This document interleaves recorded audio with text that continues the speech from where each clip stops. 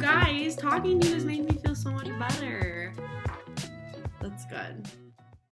My mental health is I will do totally fine, and then all of a sudden one week I'll just feel like I'm falling apart and everything around me is going to collapse inward, and I can't do anything other than cry and stare out a window and not eat and not sleep. And then I'll be fine. And then I'll go into a phase of every single day I'll just have this mild level of fear constantly. But anyway, that's not what this episode's about. If you're wondering what's wrong with me because you didn't watch Monday's episode, go watch Monday's episode and you'll learn what's wrong with me and why I get angry at other people who have similar mental health conditions to me. And I only get angry at them because I was like that, okay? I used to play the oh me, oh my, poor me card. And all it did was make me worse. You gotta take initiative. Accept the reality of how your life is, and move forward from there. There is no point in wallowing in the state you are in. Focus on moving forward and being thankful for where you're at. Listen, this is the most life-changing thing I've ever heard. It's not the most, but it's interesting, okay? I love Avatar: The Last Airbender. This was going to be part of this episode. It's adult cartoons, child cartoons, whatever. When I was watching The Legend of Korra, Katara's in it, and she's, the main character's been injured. She's going through a lot of PTSD symptoms, really struggling, having a hard time with mental health. This is a kid's show, and they painted it very well. And she's like, I don't understand why this is happening to me. Why is this going on? So she's getting healed, and she's like, why is this why did this happen to me though? Why can't I get better? I don't understand. And the healer lady is like, everyone goes through these things at some point in their life, and you can learn from something from them and grow, and it's going to take you somewhere else if you allow it to, basically. And the girl that was dealing with mental health stuff was like, what's this going to do for me? The healer lady looked at her and she goes, I can't give you that answer, but won't it be amazing to find out? And I started crying. Because, that's so true. It's when we're in the middle of something that sucks and is, we don't feel good in our brains or our bodies, it's really, really hard, especially in your brain. It's really, really hard to think that, to not see the light at the end of the tunnel or think you're going to get out of it, and to forget that there's something forward ahead of you. And I know that everyone says this all the time, is it gets better, it gets better, it gets better. That's so true. It's the whole idea of shifting your mindset is the key to getting better. I'm so sick of it. I'm so sick of reiterating this, but when I'm talking, I want you to know if you have an ongoing mental health condition that is chronic, you have gotten therapy for years, you have gotten medications, you have gotten spiritual treatment, you've done all this stuff and it doesn't seem to get better. I understand there's some people like that, and no matter what, they probably never will get better. And if that is you, I'm so sorry, and I hope that you do find something that gives you relief. But the people that I'm talking about are the people that do not have a chronic mental health condition.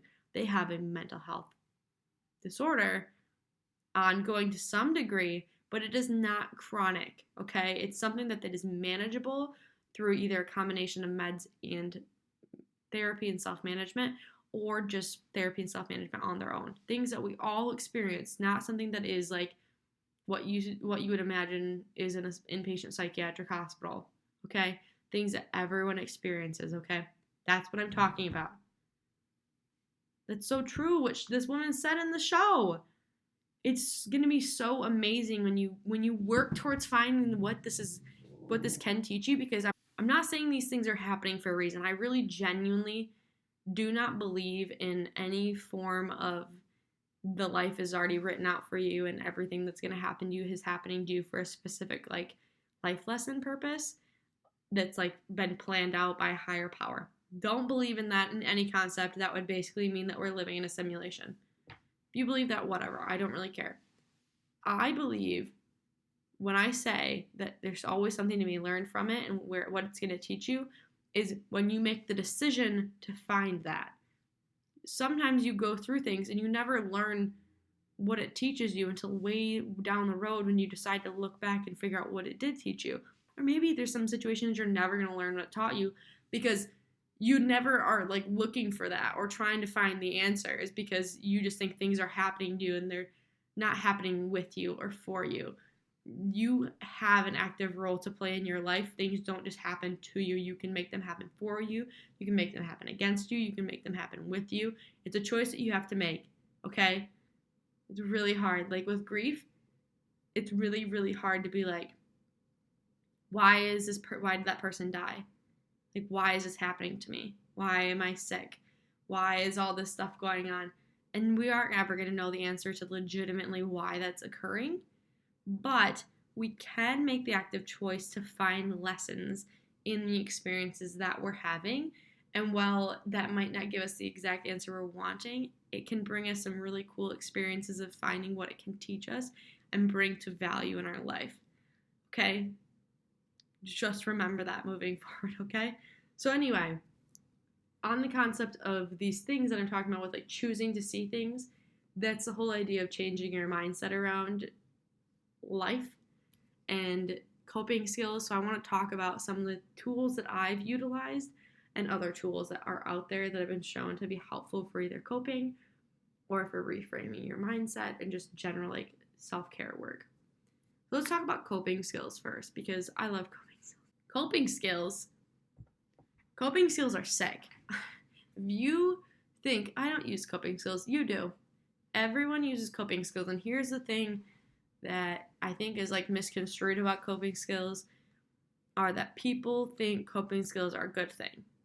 That's not true. Coping skills, the word in and of itself is a neutral thing. What you use and what you use it for is what makes it either a positive, negative, or neutral coping skill. So let's look up the definition of a coping skill. I can explain it to you, but like let's find like the legitimate definition. Coping skills. So coping refers to the conscious strategies used to reduce unpleasant emotions. Okay, so you can either have positive coping skills or negative coping skills or neutral coping skills. Because sometimes like you do coping skills and they're not really benefiting you, but they're also not really, like when I say positive, I'm referring to ones that help you grow. When I say neutral, I'm saying ones that might make you feel better in the moment, but they're not really doing anything to like change things. And when I say negative ones, they're hindering you from getting better. So let's talk about some negative ones first. So here's the thing. A lot of positive ones can be negative ones at the same time. Like a good example is Gen Z. It's not like they struggle with socializing, okay? So their coping skill to cope with their anxiety of socializing would be to put headphones on and listen to music while they're socializing. Well, listening to music is like a very common positive coping skill.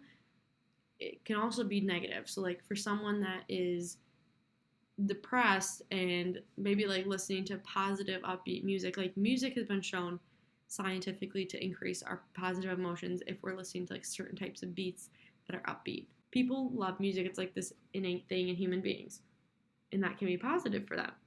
But for these Gen Z kids that are listening to their music while they're socializing, it's not a positive coping skill. It's a negative coping skill because it's hindering them from growing and becoming better with overcoming their struggle. Whereas people that are using it to overcome depression when they're like in a mood, trying to like bring their mood up, it's a positive one. Or like while they're journaling, they might listen to music to like get them in the mood to journal. Those are positive things because it's helping them further getting better versus making them stay complacent where they are, like people that listen to music while they're socializing to like zone out and ignore everything going on. Here are some negative coping skills that no matter what, they are negative, and I don't care what you tell me. Substances, okay? Substances are a very negative coping skill. Drinking alcohol to cope with your feelings of anxiety is a negative coping skill. If you're scared of socializing, you're like, oh, I just have a few drinks to loosen me up. You're not actually working on overcoming whatever barrier it is that makes you nervous about socializing. You're just using a substance to like jump over that like hurdle. It's the same thing with any kind of drugs, okay? I'm talking marijuana. That's a big controversial one. I could do a whole episode about marijuana. I'm not against marijuana in and of itself. I'm against marijuana when people use it as a coping skill for anxiety, depression, sleep problems. Because what you're doing is you're causing your brain to go, I need that to feel better. You start to associate it with feeling better, and you never learn to feel better without it. So then you become dependent on it, and you can't be okay without it in those situations. Like people can't go to bed sometimes without smoking because they continuously use weed every single time to go to bed, and then they never can stop using it to go to bed because they become too dependent on it. Same thing with anxiety and depression. If that's what you associate with feeling better, you're never going to stop doing that thing to feel better. You should never become fully dependent on a coping skill to make you feel better, because eventually it turns into addiction.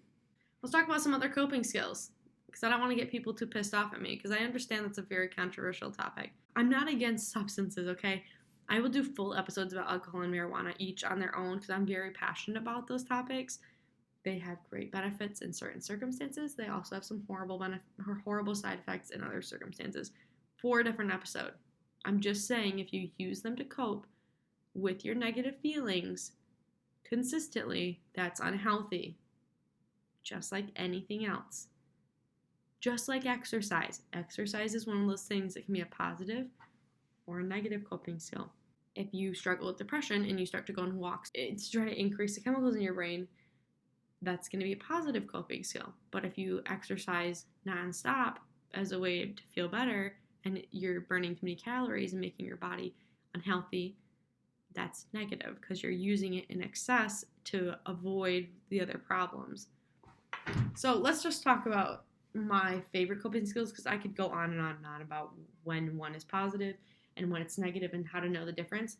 At the end of the day, it's if you're using it to avoid your feelings over and over and over again and you start to need it to feel better, then it's a problem. If you're using it on occasion to make yourself feel better, but you can also figure out how to feel better without that, then it's a positive coping skill. Okay, so like my favorite coping skills. My favorite coping skill for most of my life has been TV and games, video games. Primarily TV. When I first started to have intense anxiety as an adult when I was in college, I would just binge watch my favorite cartoons. So like I love to watch like Family Guy, American Dad, those kinds of shows, as well as just like any lighthearted sitcom. I will find one, binge watch it, and do it over and over and over and over and over again. And that was a negative coping skill for me because I was ignoring pushing down my feelings by just zoning out and hyper focusing on something. I've come to a place now where if that's happening, I don't just go to the TV and turn the TV on to feel better. I like work through my emotions and practice being mindful about them, and then I'll use the TV. I don't use it every time anymore. I just use it on occasion. So I had to create some boundaries with it. And I know I'll notice that I'm starting to use it in a way that's unhealthy. Like a couple weeks ago, I started to become like addicted to watching TV again and like just kept wanting to go watch it. And I was like, oh, I must be starting to struggle with something in my brain. And I told myself I wasn't allowed to watch TV anymore because I was using it in an inappropriate way. Probably one of the most effective coping skills. So TV for me is like the most effective coping skill when it's really intense emotions that I just can't deal with. So like when I have my meltdowns, TV is like a lifesaver for me because it kind of like brings me back to life. When I'm zoned out and feeling numb, if you turn my favorite shows on, I'm obviously going to start to like giggle and feel automatically happy. So that's good for me in those situations. On a daily basis, to binge watch those shows, not great. So I only use them when I'm in dire need usually. But the one that's like been most consistently helpful has been exercise.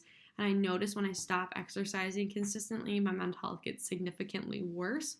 I actually stopped exercising consistently for the entire last year, which probably contributed to why I kept having these full-on meltdowns. When I was in college is when I first started to have all these symptoms that were so intense. And it's also when I started to exercise. And I like lifting weights because I can zone out and it doesn't make me feel like I'm dying, but I'm still getting just as good of exercise. And going on walks with Moose is also like my favorite thing ever. It makes me feel so much better. There's a ton of science behind why exercise is beneficial. Just finding those healthy boundaries between, like, I think it's also hard to, like, for women in specific, exercise can be kind of hard because there's also this whole pressure of it being for making your body look different, and that's not going to help your mental health. So trying to like learn boundaries with that also can be important. Aside from exercise, my primary, most positive, most helpful, if I had to pick only one coping skill to ever have and utilize for the rest of my life, it would be this one: meditation and mindfulness. It's going to sound like I'm an ad for this. I'm not. I wish. I literally have it on my vision board that someday I'm going to work for this company. Headspace. Oh my gosh. The whole concept of meditation and mindfulness, and in and of itself, is just like chef's kiss. Headspace? Click on the links in the bio of this. The way that they explain things in their cute little pictures is just so easy to understand. It's so well thought out. It's just my favorite form of mental health care. It just makes so much sense, and it has been life changing for me. I sit down, and I started doing meditation and mindfulness when I was having my meltdowns. I would sit outside and I would just listen to the meditation things and try to focus on them. And I would listen to them before I went to bed to like put me to sleep. But what happened was I started to they talk so much about how meditation allows you to come to terms with the fact that your thoughts aren't necessarily your reality, and you don't need to give them power. You also don't need to be angry at them and try to stop them. Meditation is not about stopping your thoughts. It's about learning to accept them coming in and out of your mind and not focusing on them, like not being like, why did I just think that? It's about becoming more aware of your body and yourself and your mind, your soul, and like the connection between everything, and just becoming more present in everyday life. Because when you're an anxious person, most people with anxiety tend to hyper focus on the future and being fearful of things that are coming to them, and or even just like hyper focusing on the past and like having feelings of guilt and regret. And meditation is helping you to stay grounded in the present, and the practices associated with it are just like I've never felt more peace in my life than by practicing these things. And along with those, I've been practicing affirmations based in scriptures, which meditation and mindfulness and religious practices of like prayer are like basically the same thing. It's just repeating different types of phrases, and you're using the idea of God along with like the idea of just like the universe, whatever. It's similar things. But if you're growing up in a Christian home that's like meditation is satanic, it's not. It's science. It's science. It's just training your brain to be more aware of your thoughts and how they work. And I like there's a 30-day free pass in my bio. Go click on it. Try Headspace for 30 days. Do it every single day. You can choose if you do it for 5 minutes, 10 minutes, 15 minutes, 20 minutes. They even like the little wake up videos they do. It's just so good. It's the type of therapy I want to provide. So that's like a big part of what I want to help my clients do someday. And I'm not a professional at it yet, but this is me making it happen, okay? I'm going to become a meditation coach, a meditation and mindfulness coach. I don't think that I want to do it in terms of DBT, which is dialectical behavioral therapy, which is a type of therapy that includes mindfulness. I don't want to do it like that. I want to do it like Headspace does it, with legit meditation and legit mindfulness practices, not the DBT version of it. And for me, I'm going to become a meditation coach, and someday I'm going to work with Headspace, okay? I'm speaking it into existence right now. I'm manifesting that crap.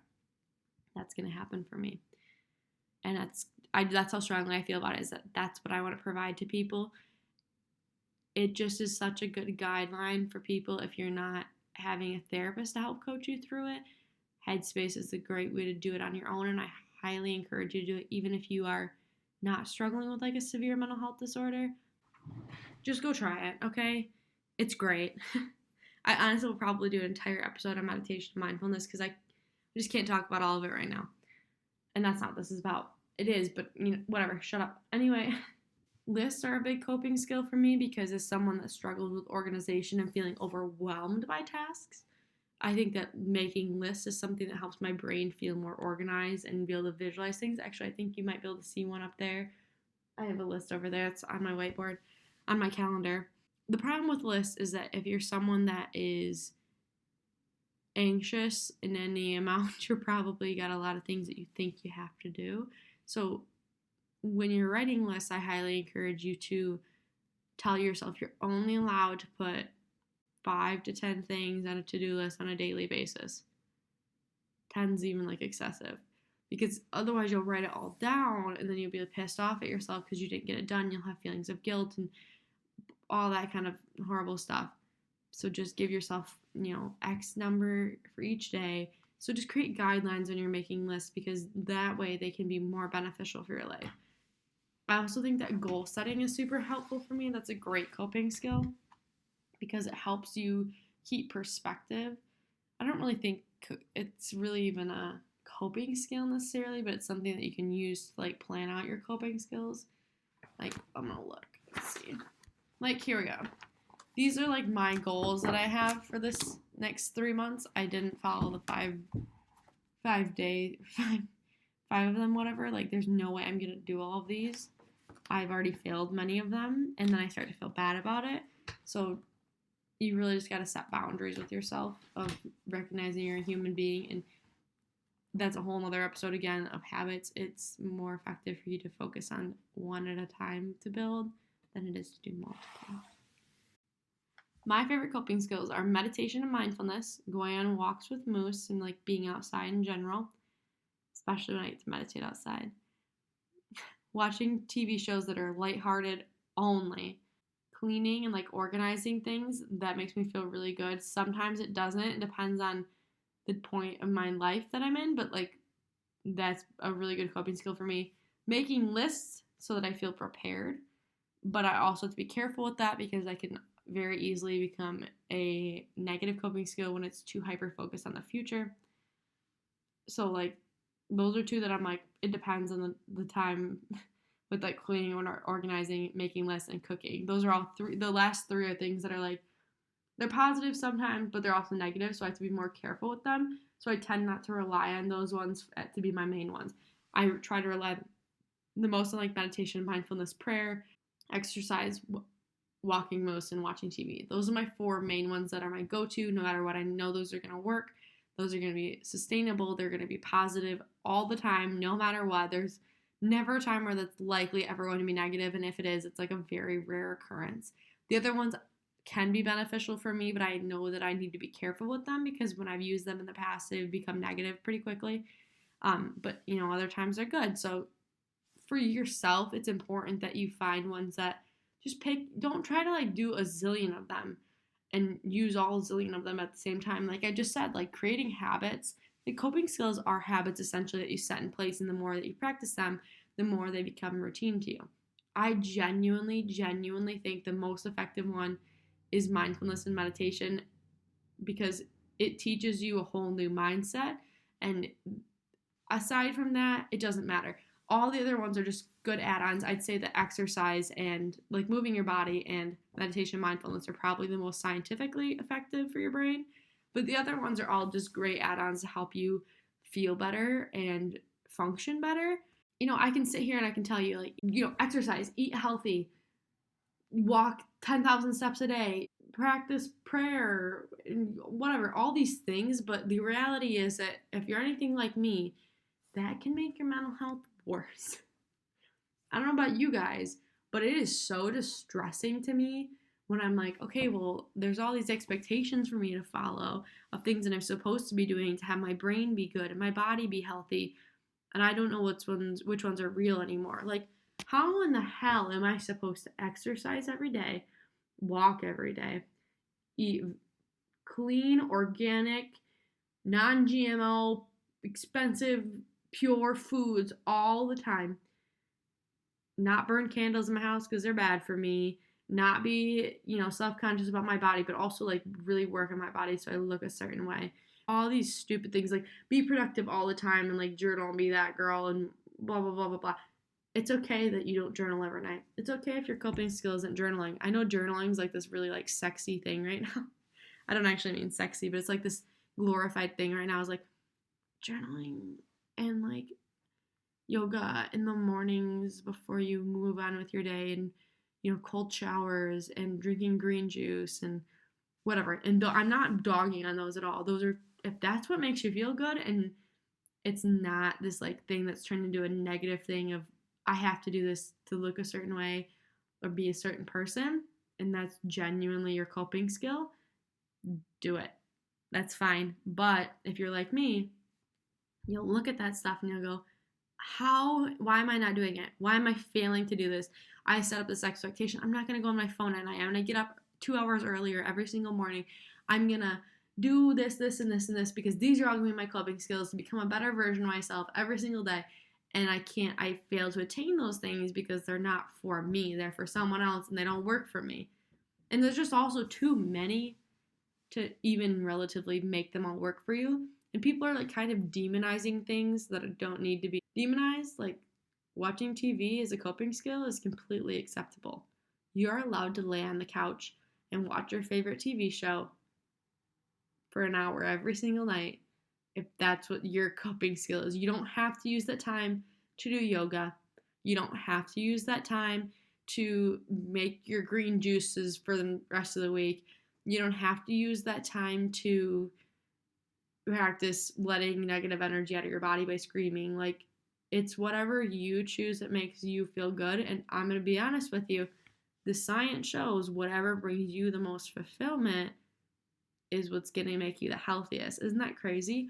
There's these whole research things that show that like this is like exercise. Here's a good example. So like they say people that are like in the gym every single day doing weight training and cardio HIIT type stuff and are super lean muscular people, and then you take in someone else who has spent their entire life not being in the gym and doing all that kind of stuff. They instead do light exercise. So like they go on walks every single day, just like not super fast walks, just like normal everyday walking, and they garden because they like to garden. That's what makes them happy. And cleaning their house. Those are their movement activities. So you take those two people and you compare their longevity of their life and their, health and all that kind of stuff, and it's usually relatively the same because whatever's making you happy is more likely to be a predictor of your health than the actual like activity around. I mean, if you're like, exercise only makes me feel bad and walking makes me like any kind of physical activity makes me feel bad and eating healthy makes me feel bad, so I'm not going to do any of that. I'm going to eat whatever I want whenever I want, no fruits, no vegetables ever. I don't drink water. I only drink Mountain Dew and all this stuff. Even if that makes you happy, it's not going to be good for your body. There's a limit to like these things, but like here's what stresses me out about it all the time is I'm like, all right, so here's two people that say their lifestyles are healthy. This person says that their lifestyle and their coping skills for living as a human being that has horrible things going on and stressful things going on all the time, their coping skills are to lift super heavy weights. Like I'm saying like bodybuilding type weightlifting. They're also taking creatine or whatever, creatine. They're drinking protein shakes every single day. They're taking pre-workout, like all these supplements, and they're eating like tons of protein from meat sources every day, and they're saying they're really healthy. But then there's other people that are like, no, if you eat any processed things, that's bad for you, that's unhealthy, your body's gonna have cancer, you're gonna have all this stuff wrong with you. If you cook your food, it's going to be bad for you. You shouldn't cook your food. You should only eat organic stuff. You shouldn't be lifting heavy because it's bad for your joints. You should only be doing like light exercise with light weights and like functional fitness activities. And if you do other stuff, it's bad for you. And then you're me and you sit here and you go, okay, I'm making my dinner tonight and it's a bunch of vegetables, but the vegetables are cooked and I put seasoning on them. So that makes them unhealthy by that person's standards. But these other people are saying I need protein if I want to be healthy, so I'm taking protein supplements. But then those people are like, oh, but the protein supplements are they're processed, so like that's bad. You're gonna get cancer and die. And I'm like, what's right? The reality is, I'm telling you, there is no right answer. It's whatever you have decided in your mind is right and makes you feel good. In those terms, I'm not saying this for everything, but in terms of like coping skills for like health and fitness and generalized well-being, if you've decided that it makes you feel good and science doesn't say it's like deadly, it's probably going to make you feel better. Like if it's substance abuse, if it's certain things, it's obviously not going to make you better. Like you can't be like, math makes me happy, so I'm going to math is my coping skill and it makes me happy, so I'm going to keep doing it. It's going to be healthy. There are some things that are like finite. I don't think that's the right word, but who cares?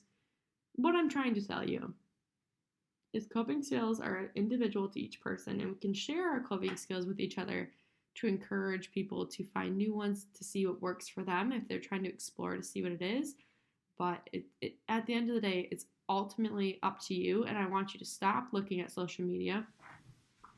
I want you to stop looking at social media and seeing all these girls and guys saying all these different things about what makes a healthy life and what health looks like, and realize that you have to define what health looks like for you. You are able to go online and read all the information that you want to, and there's going to be a zillion different research articles all contradicting each other about what is healthy and what is right and blah, blah, blah, blah, blah, blah.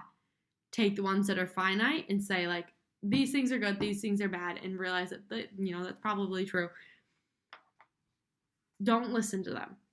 Don't look at that girl on Instagram and go, that girl that's a fitness builder and that girl that's organic earth queen, they both must be right. They both must be healthy. Yeah, they are, because that's what works for them. Find what works for you, and don't pay attention to everyone else's journeys about that kind of stuff until you know that you're confident that you will not falter in your ways to come to be like other people. You find your own journey, you find your own path, and realize what is good for you is good for you. And probably could be beneficial for everyone else. But there's groups of people all over the world with different kinds of coping skills and different kinds of things, and they're doing just fine. There's not one right answer. There is not one right answer for most things. Sure, for some things there are, but for most things, there's not. Listen, here's your homework, okay? Here's your homework. I want you to get a pen and paper or your phone, whatever, and I want you to write down what your current coping skills are. Like, really sit and think, what do I do to make myself feel better? Or what do I do to live my life every single day to feel whole? Write them all down.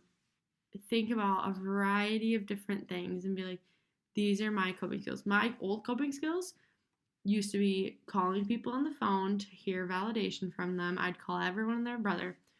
Drinking alcohol, I would drink by myself. Vaping was one of my coping skills. Going on walks has always been one of my coping skills. Watching TV has always been one of my coping skills. Write them all down. And then go through the list of the ones that you've written down, and I want you to put a positive sign, like a plus sign, or a negative sign. And if it's like a neutral one, don't write anything next to it. Your list should probably be pretty long. It doesn't need to be like super long, but like you should have a good number of things on there. Like, there's no way, if you have 2 things on there, you're not thinking hard enough. Everyone has coping skills that they utilize every single day. Think really hard about what they are. Is there a certain podcast that you listen to every single day? Is there a certain like thing that you do every day before sex? Is there a thing? Oh my gosh, like sex is a coping skill. Sometimes people, when they feel like they have anxiety about their relationship, go to utilizing sex as a way to feel more secure, and that's a coping skill. Is it positive or negative? I don't know. I can't tell you the answer. But go through and figure out which ones are positive, which ones are negative, and which ones are neutral.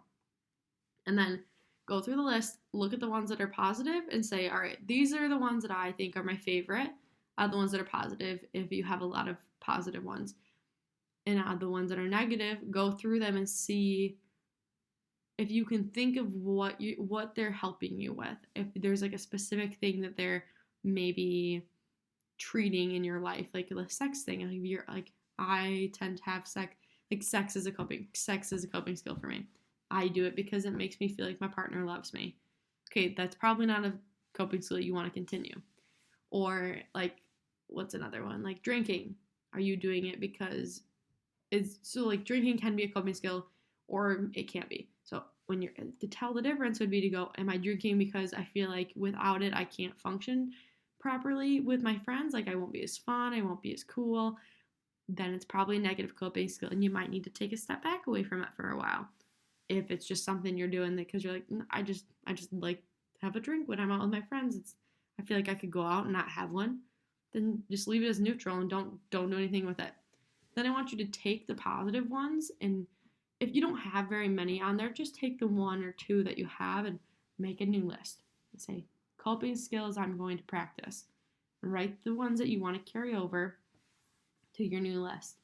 And then I want you to pick out, if you only have like 2 coping skills you think are healthy or 1 coping skill you think are healthy, pick out a new coping skill that you want to practice and write down a plan of how you're going to implement that into your life. So we always use SMART goals as our way to create goals for ourselves. So you should be saying SMART. So here's SMART. SMART is S is specific, M is measurable, A is attainable, R is relevant, and T is time-based. So pick 1 coping skill to hyper focus on for the next 3 months is usually a good time frame to focus on. If you don't want to do it for that long, 30 days minimum, okay? So, specific.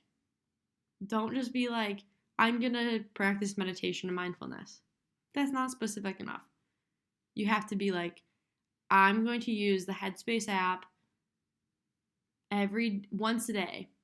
That's very specific. I'm going to use the Headspace app meditation program of the basics of meditation or the anxiety one for every day. Measurable. You're going to say, I'm going to use the analytics section of Headspace to check in with like where I'm feeling mentally and rating my anxiety and mental health on a monthly basis so that I can see how much better I'm getting.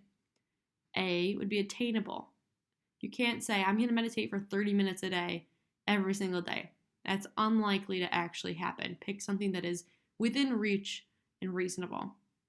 R is relevant. If you are struggling with body image, you shouldn't be like, I'm going to work out for 45 minutes a day, and the way I'm going to know that it's successful is if I lose 30 pounds. Technically, like that's going to just make you have probably more body image issues, and you're trying to fix your body still when the goal is to learn to accept your body. So if it's relevant, if you're like someone that has body image issues, instead you would be like, I'm going to say 3 affirmations every single day about how I accept my body as it is right now without it changing. And then time-based, you're going to set a time limit for yourself. So I'm going to use the meditation example again, and we're just going to go through the whole thing. But like time-based would be like, I'm going to do it for this amount of minutes every single day for this long. So if we're doing it, we're going to do all the SMART goals for meditation and mindfulness. So SMART, the specific part of it would be, I'm going to use a Headspace program of basics of meditation, and the time frame I'm going to do it in is I'm going to spend 10 minutes every single day doing it for 3 months straight. I'm going to be able to know if it's successful or not because I'm going to utilize their assessments for anxiety and stress that are in the app and do them on a monthly basis to check in with how I'm feeling and how I'm changing. They're attainable because 10 minutes is a very reasonable amount of time for me to do on a daily basis, or even like, I wouldn't even say a daily basis. Honestly, I'd say I'm going to do it for 3 days a week. And then maybe like part of the measurable or maybe part of the specific part and time-based part would be, I'm going to increase the amount of days so that by the end of the 3 months, it's going to be up there. Honestly, just don't overextend it. Pick the like minimal amount, and if you're loving it, you'll end up doing more. And if you do more, who cares? But if you here's the thing, if you choose to like set a limit for yourself and be like, I'm going to do it only 1 day a week, and then you end up doing it 3, you're going to be excited. But if you say it right from the get-go, I'm going to do it every day of the week, and then you don't because it's hard to do because you're a busy gal, then you're just going to be upset with yourself. So just pick the smaller goal And then if you exceed that on a weekly basis, it'll be good. But if you can't get to it, you're still going to be like, oh, it's all right. My goal was just one. And obviously, like, it'd be relevant for someone that's suffering from anxiety because it's learning you to be more aware of your thoughts and your feelings and how to manage them appropriately. I hope that was helpful. I know it's a little bit all over the place, but like I said, I wanted to film in my element of decaffeination and not mentally thriving, because that's like the reality of life. And it's the topic of this week, so I hope that it helped you feel more relatable, I guess. Sorry if I offended you. I'm not trying to. I understand everyone's experience is slightly different, and that's reality. And if I was your therapist, I would not go about it in this way, but I'm not your therapist. I'm just a gal who likes mental health and provides therapy for people. This is a platform I utilize where I'm allowed to speak my opinions and my thoughts on things based off of research and science. And my experience is that, well, there are many people with chronic mental health conditions. Majority of people don't experience that in their lifetime. They just experience it at severity at some point, and that our mindset and our dedication to getting better plays a massive role in how quickly and how much we do get better. I've seen it, okay? Seen people inpatient at the hospital that don't have chronic mental health disorders. They're just going through a hard time. And the ones that have the mindsets of wanting to get better and putting in the work, and they go to all the groups and they do all these things and they're showing signs of motivation, they get better faster and don't come back as often as the people that are like really like, oh me, oh my about it. It's just what happens. There's science on it. I'll put the links. We'll look at the links. I'm not trying to be offensive, okay? I've very clearly said that I know the other side of it too, okay?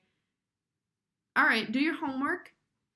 DM me if you want like more specific help with creating new coping skills or like setting your goals for yourself along with this thing. And I encourage you, once you write them down, like do it in a way that's like messy first, just to get it all out, and then write it down nicely and put it up somewhere you're going to see it every day. Put it on your phone as your background, put it in your mirror, like whatever. Send it to me. I'm probably going to put like a thing up and be like, hey, like tell me what goals you came up with. And I just want to see what people come up with. Maybe I'll put mine up, you know? I don't know. All right, thank you so much for watching. I hope that you enjoyed watching me live the haphazardly part of my life, since the other one seemed to have been more of the haphazardly side of me. This is the very haphazardous side of me. And that's the whole point. We're living it half and half, baby. Half put together, half haphazardly. You know, we got it. All right? I hope you enjoyed. I hope you'll come back. I hope I didn't scare you away. I hope I encouraged you. I hope I helped you feel seen, feel heard. I hope I pushed you a little bit if you're in like a rut and challenged you. That's what you need. That's what I need. I like people that are direct with me. That's what makes me get the most going. Please like and subscribe if you like this and you want to see more content. Do you guys want to see vlogs from me? Me doing like not daily. With me doing like vlogs of me like organizing my house and like running errands and cooking dinner and cleaning and decorating and all that stuff. Would you like that? Let me know if you'd like that. All right.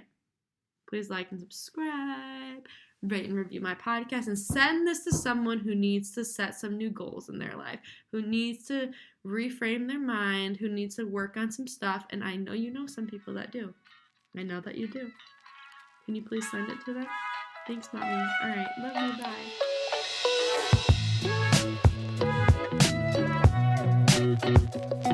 you. Bye.